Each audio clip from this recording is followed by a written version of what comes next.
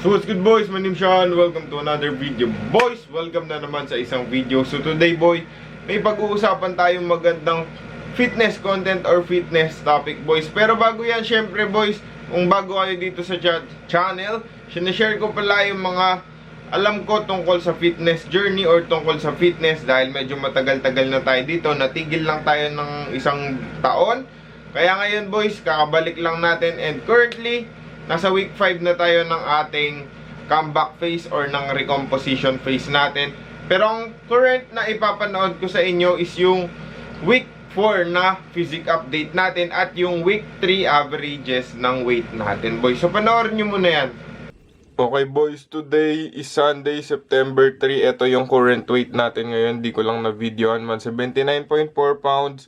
So di ko na kino-convert sa kilos. Dito ko na lang sa final week or pag in-average na natin yung week, dun ko na lang siya kino-convert sa kilos, boys. So basically, ang average na itong 6 na to, kasi kahapon nakalimutan ko mag-weight, 179.1. So 81.4 pounds. So ayan yung weight loss rate natin ngayon. So 182, 180, 179.1. So in a span of 3 weeks, yan na yung nalulose natin, boys. So ayan, slowly but surely lang tayo. Okay boy, week 4 update, week 4 na. So day 1 ng week 4 natin ngayon. Hindi ko alam anong September, pero September something na. So tara, ito na yung front. Pumapayat na tayo boy. Ito na yung side.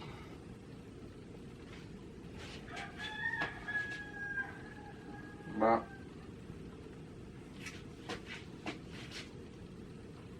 Side.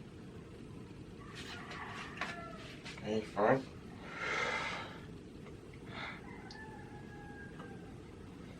Militaw na ulit yung abs. Legs.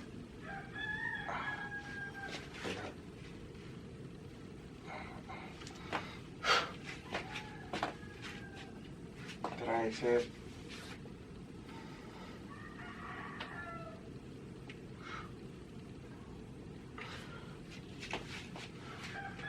Back.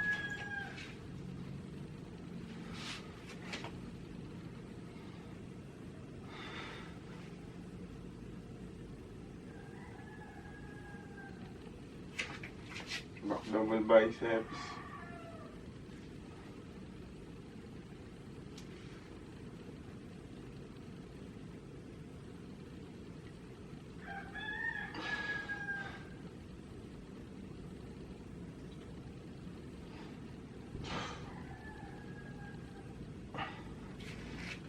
Spread.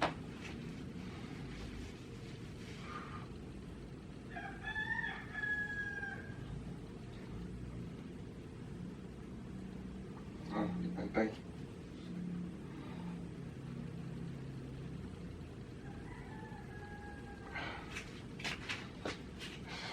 Side chest.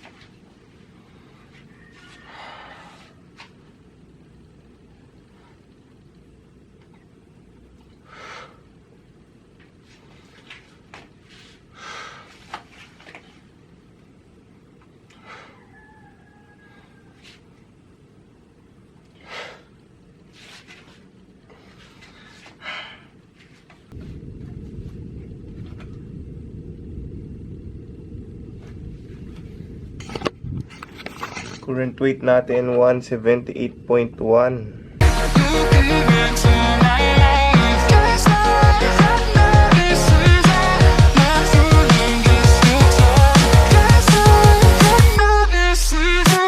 With that out of the way boys, so pag-uusapan na natin yung mga fat loss, weight loss, or yung calorie deficit mistakes na ginagawa nyo or nagawa nyo na or gagawin nyo pa lang. So, bakit ko to masishare sa inyo? Kasi ako rin mismo boys, naranasan ko yung mga mistakes na to, nagawa ko yung mga mistakes na to. Syempre, yung mga nakakaalam na dyan, congratulations sa inyo dahil maalam na kayo sa fitness journey nyo. And sa mga hindi pa nakakaalam, makinig kayo boys. At syempre, sana ma-apply nyo to sa fitness journey nyo. So, yung mga sasabihin ko is not in order sila boys. So, ayan, basta lahat yan magkaka-equal naman yung timbang yan, kaya lahat naman magkakaroon kayo ng knowledge dyan. So, unahin na natin to. So, syempre, marunong ka mag-calorie deficit, di ba? Yun nga yung topic natin. So, basically, marunong ka mag-compute ng calories mo. Alam mo kung paano i-compute yung maintenance calories mo. Ang mangyayari ngayon, boys, syempre, magsasubtract ka ng calories dun sa maintenance mo na super deficit or sobrang taas ng ibabawas mo sa maintenance calories mo. Tapos, syempre, boy, pag mababa or masyadong malaki yung binawas mo sa deficit mo, is mapupunta ka dun sa crash dieting phase. Ang mas masama pa nito, boy, is kapag super low na ng deficit mo or super baba ng calories na ginagawa mo sa iyong deficit, tapos babawasan mo pa ng carbohydrate intake. Okay? So, syempre, ang iba, ang mindset nila, pag binawasan ko yung carbs ko, is mabilis ako naglo-lose ng weight. Kapag mabilis akong naglo-lose ng weight, mas mabilis nagiging flat yung tiyan ko. Mas mabilis nag-shrink yung taba ko. Parang ganun yung nagiging mindset ng iba. Where in reality, boy, hindi naman talaga fats. Okay? Hindi lahat fats. So, ayun yung pinaka-bottom line dyan. Hindi lahat fats yung nababurn kapag nagde-deficit tayo. Okay, syempre, overall calories yan sa katawan. Bakit ka nagmumukhang flat or bakit mas mabilis maging flat yung tiyan mo, mas mabilis parang lumiit yung bilbil mo? Dahil yun sa water weight, boy. Okay, so, syempre kapag na-consume natin yung carbohydrates, boy, nag-add yan ng water weight sa katawan natin dahil carbohydrates and sodium plus water, ayan, nagkakaroon ka ng water retention sa katawan mo or anywhere else na mas mabilis kang mag-retain ng water, boy. So, kapag binawasan mo yung carbohydrates mo, syempre, mas less yung water retention na nangyayari sa'yo. Mas less yung water retention na nangyayari, ang akala mo, fats yung nalulus mo. Where in reality, water lang, boy, okay? Kaya sinabi ko sa inyo na hindi lahat fats. Given may fats kang malulus, pero hindi lahat fats. Okay, kaya yung iba, sobrang baba ng calories, sobrang baba ng carbohydrates or zero carbs yung ginagawa nila. Tapos kapag nakakain sila ng konting carbohydrates, parang ang feeling nila, ang bilis nilang mag-bloat, ang bilis nilang lumobo, ang bilis mag-retain ng water ng katawan nila. So you get the point, diba, boy? Ganun lang nangyayari, parang nagiging loop. Kaya ang iba, mindset nila parang dapat laging low carb ako, dapat laging zero carb ako. So, ang kakainin ko lang itlog, chicken breast, or whatever, diba, tilapia. Ganun ang nangyayari sa mga deficit ng iba. Next on the list, boy, is syempre yung high volume and high frequency training. Ito na nga yung sinasabi ng mga legendary bodybuilders or ng old bodybuilders na high reps, low weight yung ginagawa nila. Okay, so ibig sabihin, tataasan nila yung volume ng kanilang sets per exercise para kunwari or para mas, okay, para sinasabi nila para mas mag-burn ka ng fats, okay? Low weight lang pero high reps, ganun yung sinasabi nila. So, wherein, boy, okay, ang sasabihin ko sa inyo, kung ano man yung program na ginawa nyo nung nagbabalk kayo, is wag nyong papalitan, or kung gusto nyong palitan, ang palitan nyo lang, konting-konti lang, mag-tweak lang kayo ng konting changes, siguro palitan nyo yung mga isolation exercises, at i-retain nyo as much as possible yung strength nyo kapag nagka-calorie deficit kayo. Hindi necessary na kailangan napanood mo sa idol mo, ginagawa niya yung nag-chest press siya, static hold, bomba-bomba, tapos kabila naman, static hold, bomba-bomba, okay, lateral raise, okay, gets nyo na, basta yung mga mapupormang exercise sa internet, not necessary na kailangan yung gawin yung mga ganong exercise, boy, okay? Kailangan nyo lang intindihin yung pinaka-basic principle ng pagbubuhat or pag-gain and pag-lose ng muscle, boy, okay? Kapag naka-deficit ka, kapag humihina ka, ibig sabihin, naglo-lose ka na ng muscle. Kapag naka-deficit ka, little to no strength loss, ibig sabihin, nare-retain mo yung muscle mo. Ganun lang yun, boy, okay? So, kapag malakas ka pa din kahit naka-deficit ka, expect mo, boy, hindi masyadong or hindi nabawasan yung muscles mo. Okay? Kaya, as much as possible, nire-recommend ko na hindi kayo magpalit ng training program kapag nagka-calorie deficit kayo. Hindi nyo kailangan yung mga fancy at mapopormang exercise, boys, okay? Next, boy, is too much cardio. Okay, alam nyo na to. Siyempre, yung mga nagde-deficit dyan, kapag nagsimula na sila, babago na nga yung workout program nila, sobrang baba pa ng calorie intake nila, tapos mag-a-addict pa sila sa cardio. So, aasawahin nila yung treadmill, aasawahin nila yung bike, na parang doon na nakatambay yung time nila. Okay, parang sobrang nako-consume ng cardio yung daily life mo, boy, okay? So, ngayon, syempre, necessary yung cardio. Okay, di ko naman sinasabing huwag kayong mag-cardio. Mag-cardio kayo for extra calorie burn, okay? Syempre, maganda yung cardio, pero saktuhan nyo lang, boy. Hindi necessary na kailangan sobrang tagal ng fasted cardio mo. Hindi kailangan na sobrang tagal ng post-workout cardio mo. So, kung kaya mo naman matagal, boy, tapos hindi naaapektuhan yung daily life mo, yung performance mo sa gym, okay, mag-cardio ka ng ganun katagal. Pero kung naaapektuhan na, boy, rethink or i-re-evaluate mo yung ginagawa mo. Pwede kang magpalit, kung cardio mo, pwede mo palitan ng daily steps or paglalakad.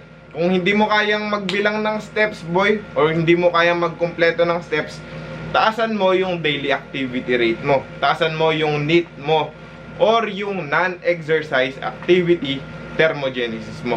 Maraming ways, boy, so hindi nyo kailangan necessary na mag-cardio ng mag-cardio. Okay?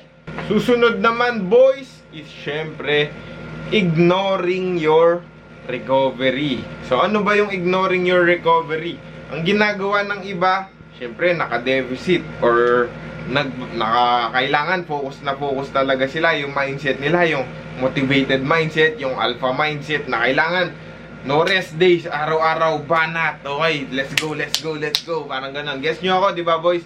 So, kailangan sulit na sulit lahat yung 7 days a week sa calorie deficit journey nyo. So, hindi kayo nagre-rest, rekta kayo ng rekta, tapos every week nagbabawas kayo ng calories, or every week tumataas yung cardio duration nyo, boy. So, ayan, no rest days or nileleglect nyo yung rest days. Tandaan nyo, boy, kailangan magpahinga. Kailangan iniintindi nyo rin yung katawan nyo na kailangan niya magpahinga. Dahil syempre, napapagod din yan at kailangan yan mag-recover. Okay? Hindi naman porket kompleto yung protein intake mo, nare-replenish na lahat or nare-recover ka na agad.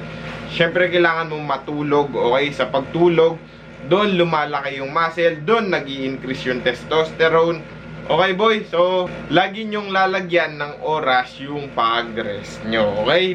Di kailangan na rektahan araw-araw. Okay? Kung gusto nyo rektahan araw-araw, nasa sa inyo. Pero, syempre, magre-reflect sa katawan nyo or magpa-fireback sa katawan nyo pag ganun yung ginagawa nyo. Pag wala kayong recovery, pwedeng bumaba yung immunity nyo, magkasakit kayo, matamaan kayo ng sakit, or syempre pwede kayong magkaroon ng injury. Syempre, rektahan lagi buhat, rektahan lagi cardio, hindi kayo nagkakaroon ng masyadong rest. Okay, yung rest nyo lang, yung pagtulog nyo ng 6 to 8 hours a day. Tapos syempre kailangan natin mabuhay, kailangan natin magtrabaho. Pagtas natin magtrabaho, magji-gym tayo, magka-cardio pa tayo, tapos tulog. Yun lang yung pinaka-recovery mo, yung tulog. Kaya necessary talaga na kahit 1 or 2 days per week mag-rest ka kung gusto mo talaga ng rektahan. Okay, boy? So yun lang naman yung yung topic na yun, boy. Okay, natutuwa ako sa sarili ko. Di na ako marunong mag-vlog. And lastly, boy, syempre, huwag kang magmamadali. Okay, lahat ng sinabi kong yun, dahil yun sa pagmamadali mo, dahil yun sa pag-rush mo, na makuha mo agad yung gusto mong result. Okay, tama ako, di ba? Nagmamadali ka kasi sobrang taba mo na, or nagmamadali ka kasi may lakad kayo, may beach kayo, or nagmamadali ka kasi gusto mo mag-compete. Okay, maraming dahilan, pero ang bottom line nun is nagmamadali ka sa fitness journey mo, or nagmamadali ka na ma-achieve mo yung result na gusto mo. Okay? Huwag mong sasayangin yung bulk na ginawa mo or yung pag-gain ng muscle na ginawa mo nung hindi ka pa nagde-deficit, diba? Sayang na sayang, boy, kapag nagkamali ka sa calorie deficit mo. Chances are, kung hindi ka babalik sa pagkain ng madami, ang mangyayari is titigil ka sa pagbubuhat mo. Napakalungkot pag ganun, boy. Nagiging loop lang or nagiging cycle lang yung nangyayari. Magka-cut ka ng aggressive, tapos magi-stop ka sa cut mo, tapos kakain ka ng madami, tapos magbabalik ka sa gym, tapos ulit-ulit lang yung cycle na yan, boy, diba? Gets nyo naman? Huwag lang kayo magmamadali. Yun lang yung pinaka bottom line sa video na to. So, dito ko natatapusin yung video, boys. Hindi na ako sanay magsalita ng matagal. Masakit na yung leeg ko o yung lalamunan ko. So, yun, boy. Huwag lang kayo magmamadali. I-enjoy nyo lang yung fitness journey mo and yung ginagawa nyo sa araw-araw. Okay? Kasi kapag masyado tayo nagmamadali, hindi na tayo nag-e-enjoy. Ang focus lang natin is yung end goal, okay? Yung take it day by day, kumbaga, boys, okay? So maraming salamat sa panonood. Ano ba yun? Maling outro yung masabi ko. Like and subscribe, boys. Like and subscribe. Let's go. Basic. Okay, enjoy lang. Huwag niyong kakalimutan. Mag-enjoy lang kayo.